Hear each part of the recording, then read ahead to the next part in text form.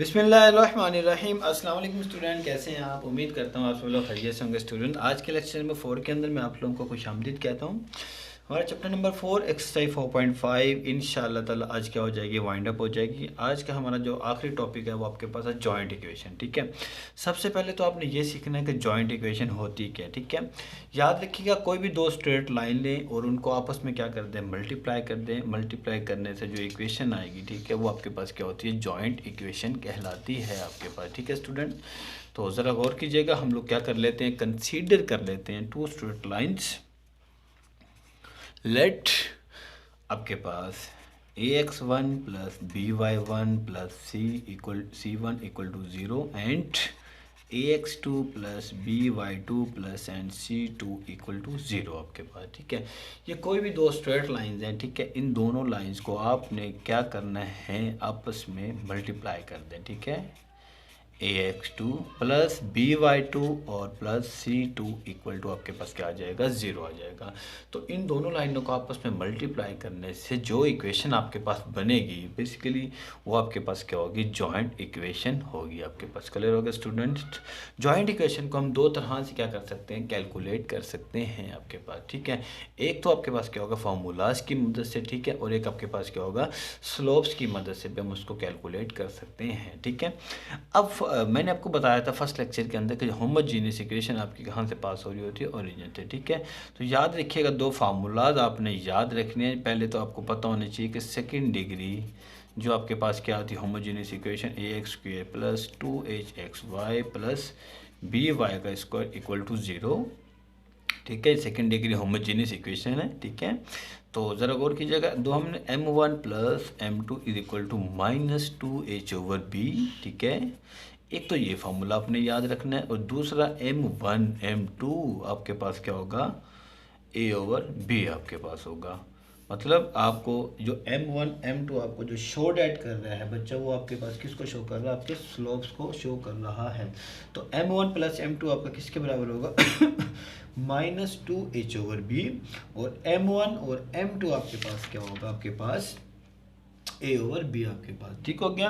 तो जो आपके पास मल्टीप्लाई करने के बाद in terms of this form आपके पास जो जॉइंट इक्वेशन की फॉर्म बन रही होगी, स्पेशल फॉर्म जो कंडीशन होती है वो आपके पास होती है y² minus m1 plus m2 xy plus m1 m2 x का स्क्वायर इक्वल टू आपके पास क्या होता है, 0। तो ज़रा गौर कीजिएगा, ये वैल्यूज़ आपने क्या करनी, यहाँ से निकाल कर इसमें पुट करेंगे। पुट करने के बाद तो आपके पास क्या आ जाएगी, जॉइंट इक्वेशन हो जाएगी। तो जॉइंट इक्वेशन की जो कंडीशन होती है बेसिकली वो आपके पास क्या होती है, ये होती है। ठीक है स्टूडेंट, तो अगर आपको MCQs फॉर्म में आ जाए कि जॉइंट इक्वेशन बताएं इसकी, ठीक है, तो आप उसकी m1 प्लस m2 कैलकुलेट करने के बाद इसमें डायरेक्ट वैल्यू पुट कर दें तो आपके पास जॉइंट इक्वेशन कैलकुलेट हो जाएगी। कैसे, ज़रा गौर कीजिएगा। हम कोई भी एग्जांपल ले लेते हैं आपके पास। ठीक है, हम ले लेते हैं जी x², ठीक है, -5xy plus 6 equal to 0, 6y का स्क्वायर इक्वल टू 0 आपके पास। ये सेकंड डिग्री होमोजीनियस इक्वेशन है। इसकी पेयर ऑफ लाइंस आपको बनानी आनी चाहिए, इसके एंगल्स आपको कैलकुलेट करने आने चाहिए कि आप लोगों ने कैसे कैलकुलेट करना है एंगल आपने। ठीक है स्टूडेंट, तो ज़रा गौर कीजिएगा, इसको मैं जनरल इक्वेशन से क्या कर देता हूँ, कंपेयर कर देता हूँ। ठीक है, तो a की वैल्यू कितनी निकलेगी आपके पास 1, b की वैल्यू कितनी निकलेगी आपके पास 6, और h की वैल्यू आपके पास कितनी आएगी, -5/2 आएगा आपके पास। क्लियर होगा स्टूडेंट?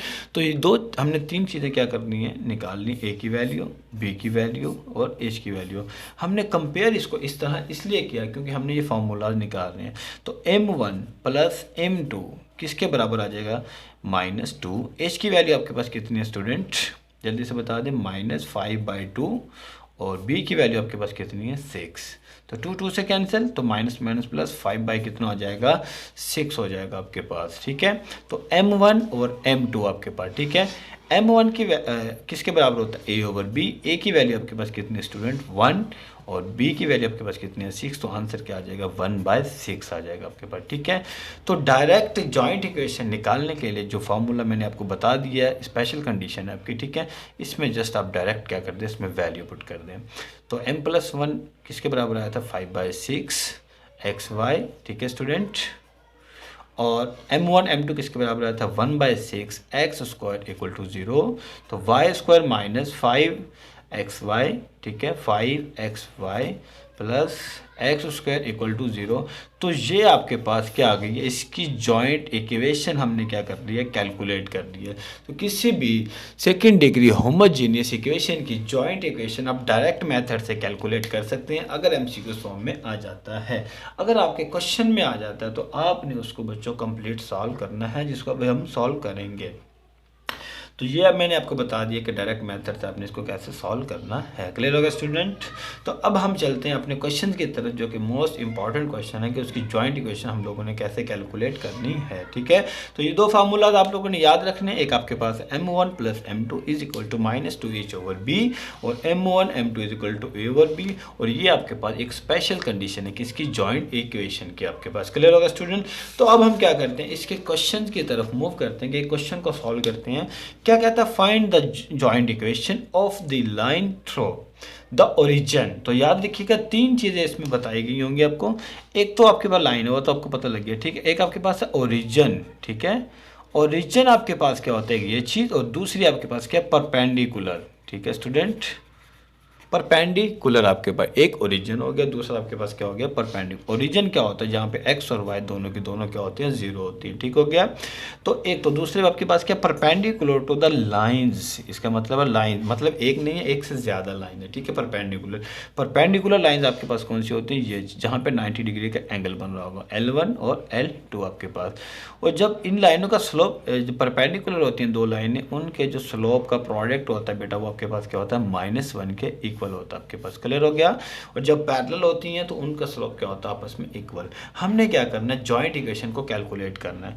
तो जो गिवन इक्वेशन है आपके पास x square minus 2xy tan alpha minus y का स्क्वायर इक्वल टू 0, ये इक्वेशन नंबर 1। ठीक है, जो जनरल इक्वेशन आपके पास ए एक्स का स्क्वायर प्लस 2hxy, ठीक है, plus b y square equal to 0, और ये आपके पास क्या, सेकेंड। ठीक है, इन दोनों को हमने कंपेयर करके ए बी और एच की वैल्यू को क्या करना है, कैलकुलेट करना है। ठीक है, बाय कंपेयरिंग ए की वैल्यू कितनी आ जाएगी आपके पास 1, बाय कंपेयरिंग एच की वैल्यू आपके पास कितनी आ जाएगी, -tan alpha, by comparing b की वैल्यू आपके पास कितनी आ जाएगी, -1 आपके पास। ठीक होगा स्टूडेंट? चलें जी, जब भी मैंने आपको फार्मूला बताया था वो आपके पास क्या था, मैं यहाँ लिख देता हूँ। m1 प्लस m2 किसके बराबर था, -2h/b। तो m1 m2 is equal to a/b आपके पास। ठीक है, ये दो फार्मूलाज आपके यहाँ। ठीक है, चलें जी, हम स्टार्ट करते हैं। m1 प्लस m2 किसके बराबर है, -2h/b। अब जरा गौर कीजिएगा, -2, एच की वैल्यू आपके पास कितनी है, tan अल्फा, और बी की वैल्यू आपके पास कितनी है, -1, minus minus plus which is equal to -2 tan alpha आपके पास। ये हमने किसकी वैल्यू निकाल दी है, m1 प्लस m2 के। अब हम लोगों ने जो कैलकुलेट करना है m1 और m1 और m2 किसके बराबर होता है, a/b। a की वैल्यू आपके पास कितनी है स्टूडेंट, 1, और b की वैल्यू कितनी है आपके पास, -1।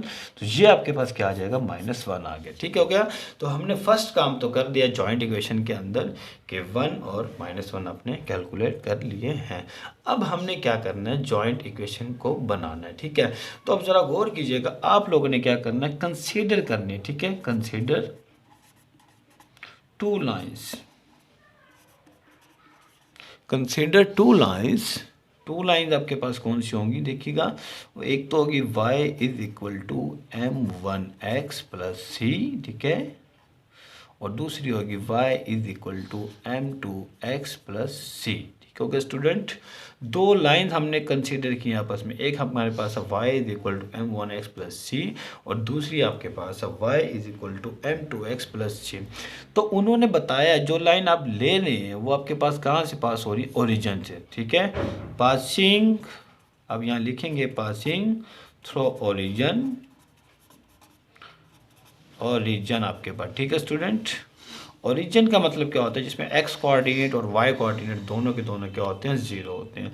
अब जीरो होने का मतलब है आपके पास, इसका मतलब है अगर इसमें पुट करके हम लोग सी की वैल्यू निकालना चाहें तो इजीली निकाल सकते हैं। 0 इज इक्वल टू 0 प्लस 0, तो इसमें सी की वैल्यू क्या आ गया, 0, और इसमें भी सी की वैल्यू क्या आ गया, 0। ठीक है स्टूडेंट, इस इक्वेशन को हम नाम दे देते हैं 3 का, और इस इक्वेशन को हम नाम दे देते हैं 4 का।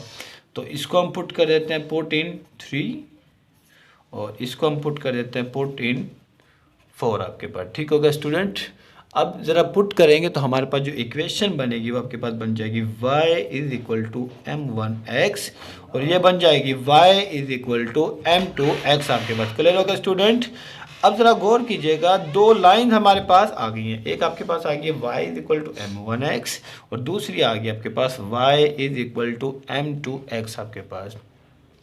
तो स्टूडेंट ज़रा गौर कीजिएगा कि अभी हमने कहा passing from the origin and perpendicular. अगर ये लाइंस आपके पास जो फाइंड करना चाह रहे हैं वो आपके पास क्या परपेंडिकुलर है, किसके ऊपर, इन दोनों लाइंस के ऊपर। ठीक है, अगर वो आपके पास परपेंडिकुलर है तो इसका मतलब है इन दोनों का जो स्लोप का प्रोडक्ट होगा वो आपके पास क्या होगा -1। तो इसका मतलब है ये बन जाएगा m1 किसके बराबर हो जाएगा -1/m2। तो अगर हम बात करना चाहें कि जो स्लोप होता है अगर वो परपेंडिकुलर है तो उसका हम क्या कर देते हैं, रेसिप्रोकल कर देते हैं। तो अगर हम इसको सॉल्व करना चाहें तो हमारे पास जो इक्वेशन बन जाएगी आपके पास वो बन जाएगी आपके पास student y is equal to, ये बन जाएगा y is equal to -1/m1x और ये बन जाएगा y is equal to -1/m2x आपके पास। क्यों, अब यहाँ मेंशन कर सकते हैं and the lines are perpendicular, so y is equal to -1/m1x और y is equal to -1/m2x। तो m1 इधर आकर क्या हो जाएगा, multiply is equal to -x और m2 इधर आकर मल्टीप्लाई हो जाएगा -x। तो y m1 plus x equal to 0 and y m2 plus x equal to 0 आ गया आपके पास। क्लियर होगा स्टूडेंट। तो आपने क्या करना है फॉर जॉइंट इक्वेशन, ठीक है, फॉर जॉइंट इक्वेशन के लिए आपने इनको आपस में क्या करना है, मल्टीप्लाई कर देना। ठीक है, मैंने स्टार्ट में ही बताया था। तो टू लीनियर लाइंस को आपस में मल्टीप्लाई करने से कौन सी इक्वेशन मिलेगी, जॉइंट इक्वेशन। तो मल्टीप्लाई करते हैं जी y² m1 m2 plus yx m1 plus x y m2 plus x² equal to 0 आपके पास। क्लियर होगा स्टूडेंट। तो ये वाली चीज़ तो वैसी की वैसी आ जाएगी, m1 m2 प्लस इसमें से कॉमन आता है yx m1 plus m2 plus x² equal to 0 आपके पास। क्लियर होगा स्टूडेंट। तो आपने क्या करना है, इसको अब वैल्यू पुट करनी है जो हमने कैलकुलेट की हुई है आपके पास। जो आपके पास वैल्यूज़ हैं वो आपके पास क्या बनेगा, y² क्या बन जाएगा, y² m1 m2 की वैल्यू कितनी थी आपके पास बेटा, और कीजिएगा m1 m2 की वैल्यू आपके पास थी -1, ठीक है, और m1 प्लस m2 की वैल्यू कितनी थी आपके पास -2 सेकेंड अल्फ़ा 210 अल्फ़ा, ठीक है, और ये आपके पास प्लस x² इक्वल टू क्या आ गया 0 आपके पास। तो माइनस का y² -2xy tan अल्फ़ा, ठीक है, और क्या आ जाएगा प्लस x² इक्वल टू 0। तो which can return as x² -2xy tan alpha और -y² इक्वल टू 0। तो ये आपके पास क्या आ गया, जॉइंट इक्वेशन कैलकुलेट हो गया। तो अब ज़रा गौर कीजिएगा, ये भी आपके पास same as it is pattern में है, ठीक है, y² m1 m2 plus yx m1 plus m2 plus x² equal to 0। तो ये आपके पास क्या आती है स्टूडेंट, जॉइंट इक्वेशन, ठीक है। तो आप किसी भी सेकेंड डिग्री होमोजीनियस की जॉइंट इक्वेशन कैलकुलेट कर सकते हैं। तो जॉइंट इक्वेशन का कैलकुलेट करने का मेथड मैंने आपको एक्सप्लेन कर दिया है, ठीक है। अगर कोई भी प्रॉब्लम हो, कोई भी क्वेश्चन हो आपको इस लेक्चर के अबाउट, तो आप मुझे कमेंट बॉक्स में बता सकते हैं, ठीक है। एक अनदर मेथड है जॉइंट इक्वेशन को सॉल्व करने का, ठीक है, वो भी मैं इंशाल्लाह ताला लेक्चर के अंदर एक्सप्लेन कर दूंगा। तो अपना ख्याल रखिएगा। अल्लाह हाफिज़, अस्सलाम वालेकुम।